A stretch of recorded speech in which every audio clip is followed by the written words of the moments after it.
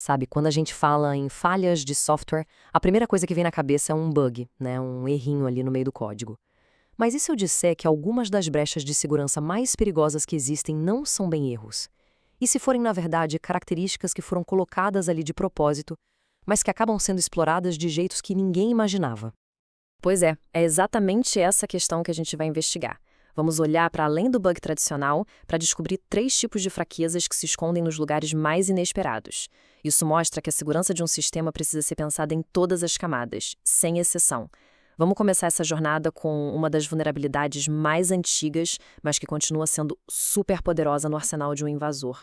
Primeiro, vamos analisar uma fraqueza que é um clássico, mas que pode ser devastadora: a injeção de comando. Aqui, o atacante não explora um erro de lógica, não. Ele, na verdade, engana o programa para que ele execute comandos maliciosos como se fosse a coisa mais normal do mundo. Vamos dar uma olhada nessa linha de código. À primeira vista, parece totalmente inofensiva. A ideia é bem simples: listar os arquivos na pasta de um usuário específico. O programa pega o nome do usuário, junta com o comando ls-l e pronto, executa. Parece seguro, certo? O problema começa quando a entrada que o usuário fornece não é bem o que o programa estava esperando. Agora, olha que interessante essa comparação. À esquerda, um usuário legítimo, Maria. O comando roda direitinho como deveria. Mas à direita, um atacante espertinho insere Maria, vírgula, rm-rf barra. Aquele ponto e vírgula ali no meio muda tudo. Ele funciona como um separador, enganando o programa para executar um segundo comando, um comando totalmente destrutivo. Essa técnica é um exemplo clássico de injeção de comando, uma vulnerabilidade tão séria que tem sua própria classificação, a CWE89, mais conhecida como injeção de SQL. E não é pouca coisa não, ela ficou em terceiro lugar na lista das fraquezas de software mais perigosas de 2024. A falha crucial aqui é misturar dados do usuário com o código que vai ser executado. A solução? A regra de ouro é sempre tratar a entrada do usuário como dado, nunca como parte do comando, usando técnicas como validação bem rigorosa e consultas parametrizadas. Ok, já vimos como um comando pode ser sequestrado. Agora vamos mudar de foco e falar de um inimigo muito mais sutil: o próprio tempo.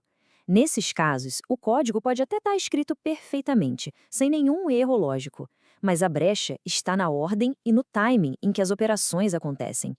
Uma condição de corrida, ou race condition, acontece quando duas ou mais operações precisam acontecer numa ordem bem específica, mas o sistema não tem como garantir essa ordem.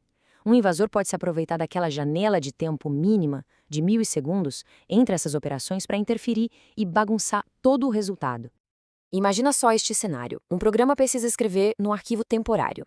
Primeiro, no passo 1, ele checa se tem permissão para acessar o arquivo temp.txt. Até aí, tudo bem.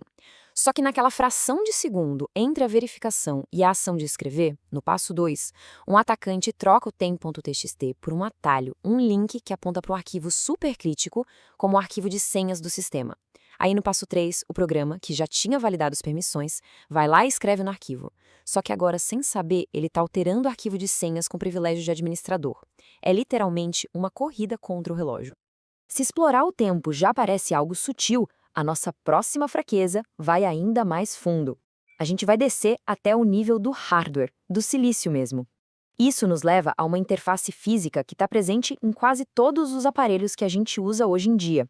Para a gente entender essa vulnerabilidade de hardware, a gente precisa conhecer uma ferramenta da indústria chamada JTAG, como diz aqui nessa citação. Ela foi criada com uma ótima intenção: permitir que os fabricantes testem e corrijam problemas no hardware durante a produção. É uma ferramenta essencial para garantir a qualidade. O problema é o seguinte: se essa porta de depuração não for desativada ou protegida direito no produto final, ela vira uma porta dos fundos física. É como deixar a chave mestra do prédio pendurada na porta da frente. O que era para ser uma ferramenta de conserto acaba virando um convite para invasão. Com acesso físico ao aparelho, um atacante pode se conectar a essa porta JTAG e fazer um estrago, roubar o firmware, desativar a segurança ou até alterar o funcionamento do dispositivo para sempre. Então, o que esses 3 exemplos tão diferentes, um comando sequestrado, uma corrida contra o tempo e uma porta de hardware, ensinam pra gente? Eles mostram uma verdade fundamental sobre segurança. Ela não é um cadeado único e forte, mas sim uma corrente feita de vários elos, e cada um deles precisa ser resistente. A grande lição aqui é bem clara: segurança não é só sobre consertar bugs no código, é sobre entender o sistema como um todo. Uma fraqueza pode estar em qualquer camada. Pode estar no jeito que o texto é processado, na sincronia das operações ou até numa interface física lá no chip.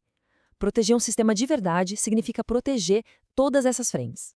E isso tudo deixa a gente com uma pergunta final, que dá até um calafrio. Conforme a nossa tecnologia fica mais e mais complexa, os lugares onde as vulnerabilidades podem se esconder também aumentam. Se as fraquezas podem estar em qualquer lugar, desde uma linha de código até um chip de silício, onde será que a gente vai encontrar a próxima?